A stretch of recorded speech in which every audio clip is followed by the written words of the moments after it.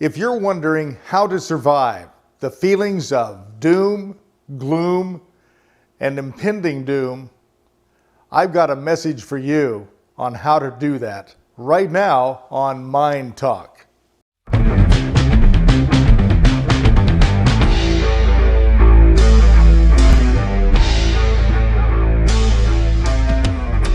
Every day we get up in the morning, and I remember years ago, it used to be once a year, some catastrophic news would come across the news or television or radio, and we would hear about it, but it seemed far removed from where we are.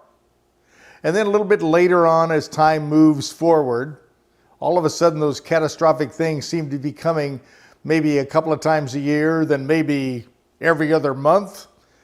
And I swear the people that I talk to today, the news I hear, and the environment that we're in right now with information, because it is so instantaneous, it seems like every day we get up, some other disaster is happening. And it's creating a feeling of urgency, worry, fear, doom, and gloom.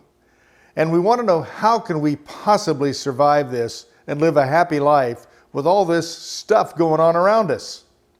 Well, if that's you, and if you have friends that talk about this, and it seems to be the center of many conversations, one of the things we have to understand is a lot of these things have always been going on. It's just the information is what's getting to us, not the actual event.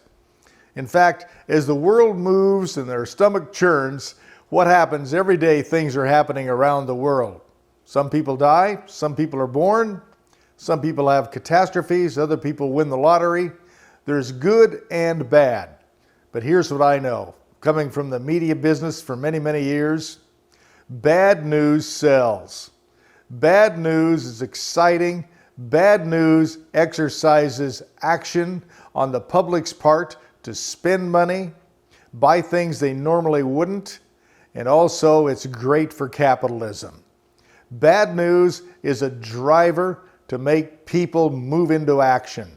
Good news creates complacency, happiness. Everything's okay today. We've got plenty of food. We do not have to buy a generator. You see what I mean?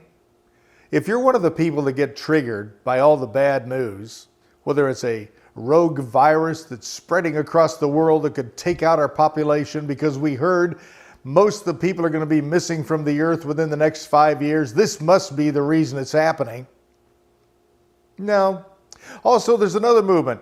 Oh boy, coming soon is going to be the end of the world.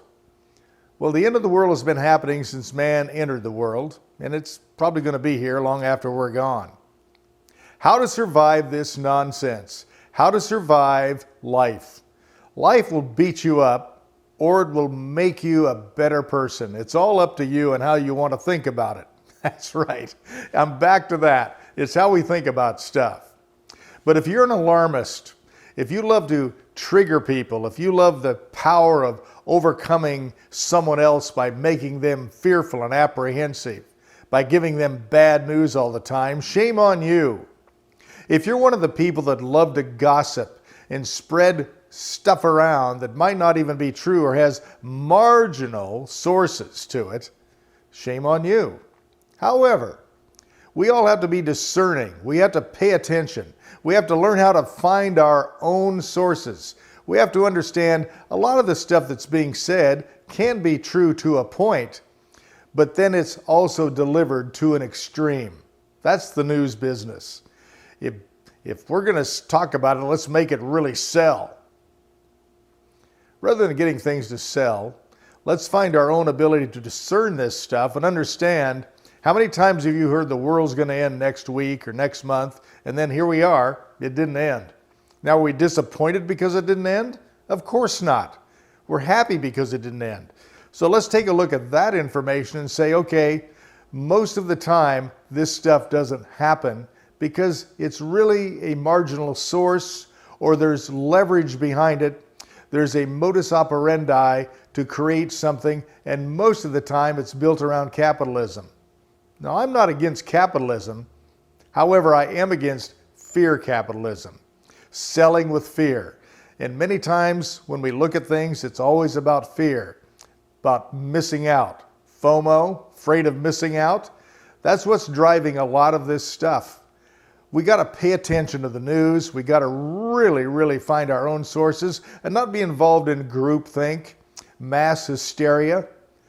You can survive all of this simply by using some common sense and understanding that most of the time behind all of the stuff, whether we see it on the news, whether we read it in the newspaper, we hear it in a commercial on TV, it's all driven by some kind of a modus operandi to make money or to create mass hysteria, which makes money.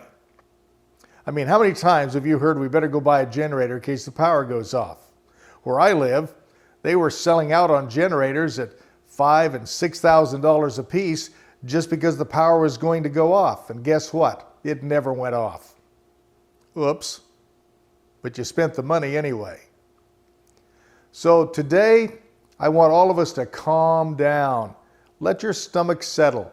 Quit answering all your text messages and jumping to attention every time you hear the news because there's another rogue virus, there's another man on the run that's shooting everybody.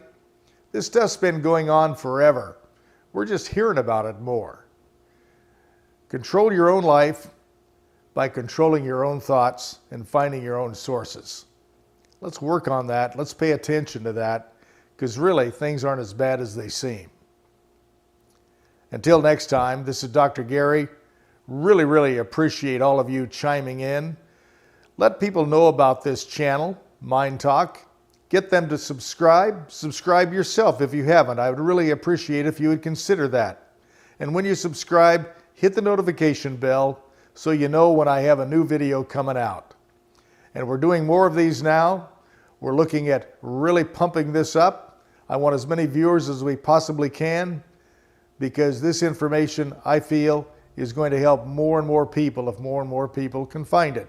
It's based in common sense and my desire to help you as much as I possibly can. And if there's a subject you want me to talk about, put it in the comments. Let me know how you feel. And if you think I'm full of beans, tell me that. I'll understand. Until next time, I'm wishing you an extraordinary, non-drama-filled day. Bye-bye.